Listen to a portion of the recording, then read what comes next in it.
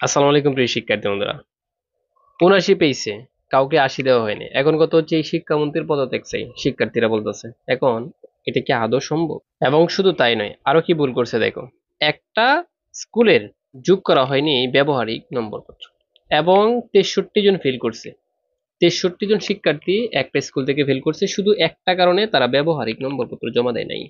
কথা কি বলছে? যেমন আইসিটির ব্যবহারিক আছে, বিভিন্ন ব্যবহারিক আছে, এগুলার ব্যবহারিক তারা জমা দেয় নাই বোর্ডে, এটার জন্য ফেল করছে।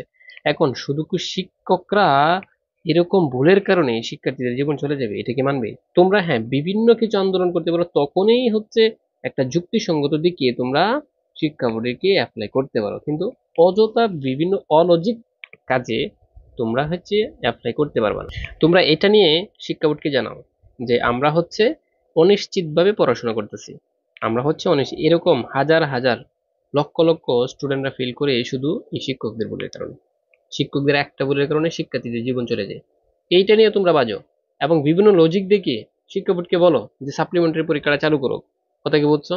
এখন এই যে পদত্যাগ চাই, এই চাই, সেই চাই, আসলে এগুলা ঠিক না। তোমরা হচ্ছে লজিক অনুযায়ী যাও, লজিক অনুযায়ী গেলে তোমাদের ভালো কিছু হবে। প্রিয় শিক্ষার্থী বন্ধুরা, আমি তোমাদেরকে বলি, সাপ্লিমেন্টারি পরীক্ষাটা যদি ১ মাসের মতো চালু করা হয়, তাহলে তোমাদের জীবনটা আবার ফিরে আসতে পারে।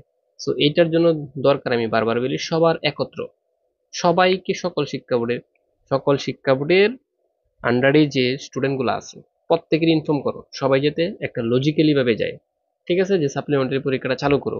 কারণ আমি বারবার একটা কথাই বলতেছি, একটাই উপায় সর্বশেষ তোমাদের, সাপ্লিমেন্টারি পরীক্ষাটা।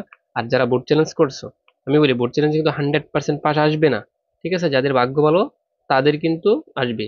আমি বারবার বলি, বোর্ড চ্যালেঞ্জে 100% পাস কিন্তু আসতে, মানে আসবে না তোমার। আমি কি বলছি, ১০০ জনের মধ্যে দেখা গেছে ১০ জন, ২০ জন, ৩০ জন আসবে। ১০০ জনের মধ্যে ৩০ জন আসবে না, ১০০০-এর মধ্যে ১০ জন, ২০ জন, ৩০ জন আসতে পারে। কথা কি বুঝছো? So be careful. আমি যেটা বলি এটা শুনো, যদি তোমরা সাপ্লিমেন্টারি পরীক্ষাটা চালু করতে চাও, তাহলে সবাইকে একত্রবদ্ধ হতে হবে।